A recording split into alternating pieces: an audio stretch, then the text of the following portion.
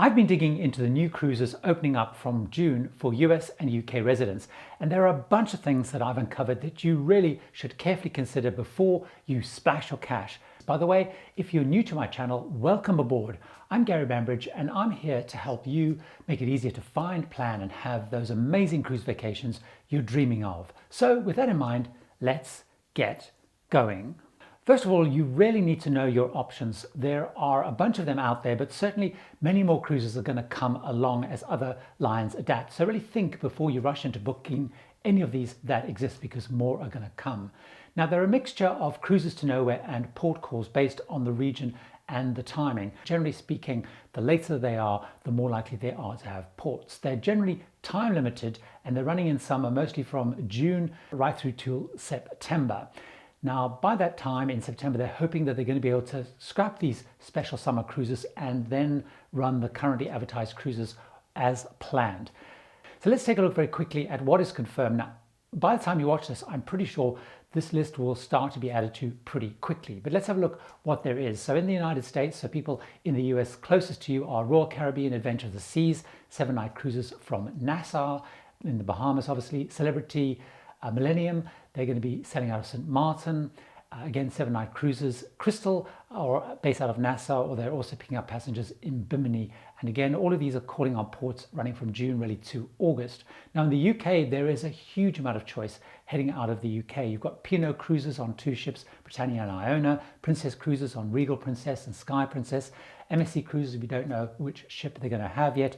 You've got Cunard, Queen Elizabeth, you've got Fred Olsen with their 2 newest ships, you've got Viking Cruises, Viking Venus, and although the start dates vary, they basically run from June until September. Of course, in Israel, of course, you've also got the Royal Caribbean Odyssey of the Seas. So you have a whole raft of different options and cruises, and more to come. So really make sure you understand what your choices are.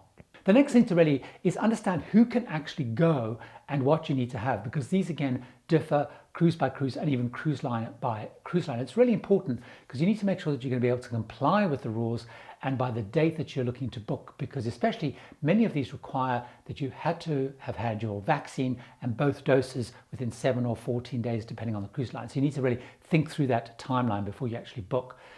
Now, it's really important to note that there are almost no options at the moment that don't involve adults over 18 being vaccinated. There's one key exception. So if you cannot, do not want, or don't qualify in time, you're going to have to largely forget summer cruising, in fact, if you aren't able to have a vaccine.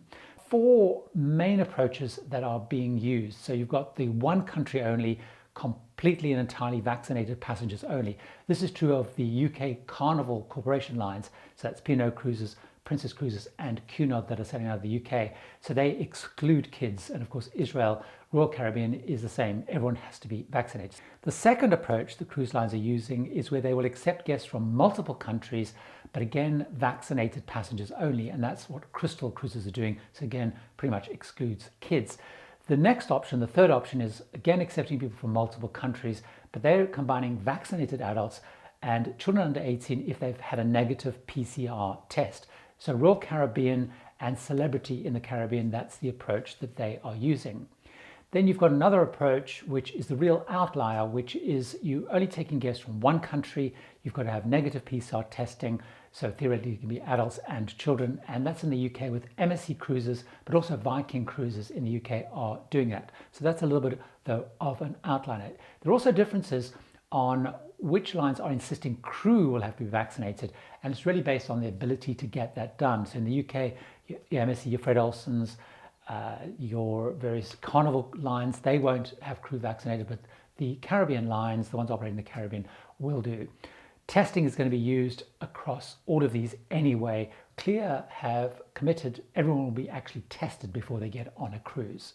Also important to bear in mind is if you're going into any of those Caribbean islands, you're going to need a PCR test to enter those countries, and then they're going to have the fast testing process before you board. Really important to note that those PCR tests are going to be additional costs on top of your cruise costs. The fast tests are going to be included.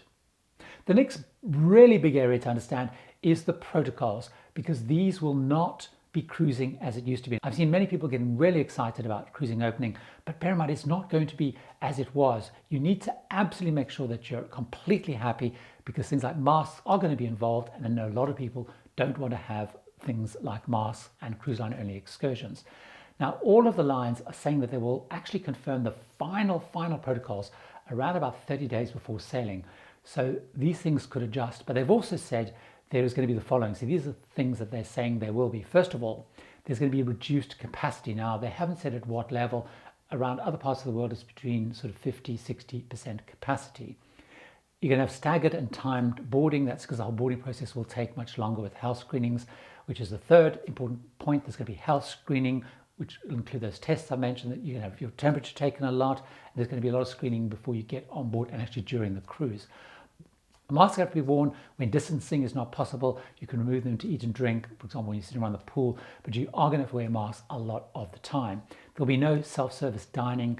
Buffet, there will be a buffet, but it won't be self-served. There'll be social distancing in venues, and it may require you to book everything that you do. Contact tracing will be in place, mostly with wearable devices. Contact tracing is a really important part of the whole process. Cruise line only excursions and no free exploring. Now, it starts to be confirmed what's going to happen in the UK, but when Celebrity, for example, announced what they're going to be doing in the Caribbean, they spoke about curated tours, and this is basically what we've seen in other places that have opened, where you can only go on a cruise line excursion to kind of keep that protective bubble, to avoid kind of people being exposed on either side, both in the port and on the ship. So that is going to be a key factor also to watch out for. That may lift, but it is currently part of the plan. Another key thing is you will be disembarked if you break any of these protocols. Another really important thing to know is around cabins. On these cruises, you can only cruise in a balcony cabin and above, which has been true of all the other cruises that have opened up around the world. Also, you can only book a guaranteed grade. You cannot choose your specific cabin. And there's a couple of things going on here. First of all, by not selling inside cabins and ocean view, they're of course immediately reducing capacity on the ship. It also means if everyone's got a balcony, if there are any problems, people are in cabins which have a balcony, so therefore access to fresh air. It also means by having a guarantee only cabin and people not choosing their cabins, is they can then spread people right across the ship, so across the decks and across the full length of the ship, so people aren't clumped together as part of that social distancing. The other aspect, which has been discussed by some industry people that I've spoken to, but I haven't had finally confirmed, but kind of makes sense, is the idea being that they will alternate what cabins they use cruise by cruise. The advantage being, of course, then on turnaround day, they don't have to do deep cleaning of every single cabin. So they could use one cabin for one cruise, it's empty for the next cruise, they use the cabin next door, and they basically alternate between cabins, which means they can leave cabins to be deep cleaned and basically sort of sanitized in between cruises. Another really important thing to note is insurance, including COVID cover, is going to be required. Now, this differs a little bit based on the two regions of the world. In the UK, the lines have really strict requirements. You've got to have cruise-specific insurance, you have to have £2 million evacuation cover and COVID cover, and that's absolutely mandatory and will be checked. Once you get to the US sailings outside of the Bahamas, the problem is that the CDC advice is against cruising, so that will actually negate insurance. So what's happening is a couple of things. First of all, if you're joining any of those cruises, you're going to have to buy the Bahamas health visa, and it ranges between about $40 and $70, and it includes basically coverage for COVID issues when you're in the country. And guests have to buy that specific cover, that health visa, but you will get an onboard credit of about $50 to each guest's account to help sort of compensate for that. Now, if you or your tour party test positive on the cruise for COVID, or are actually deemed to be in close contact with someone who kind of has tested positive, what Royal Caribbean are doing, so Celebrity and so on, they're basically going to cover your onboard medical treatment. They also will cover the cost of any land-based quarantine, which is not applicable in the UK because they can get you home, and then travel to get you home for affected guests and your travel party. So that's the way they're getting around the insurance issue when you can't get insurance because of the CDC ruling.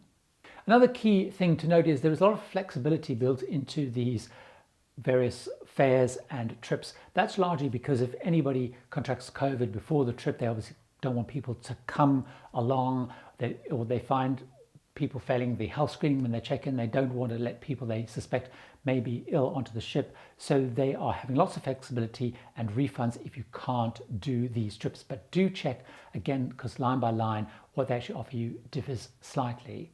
If you want to understand much better some of the restrictions and rules that are being put in place for cruising as it reopens, I put together 2 videos in this playlist here, which you should take a look at right now to find out more.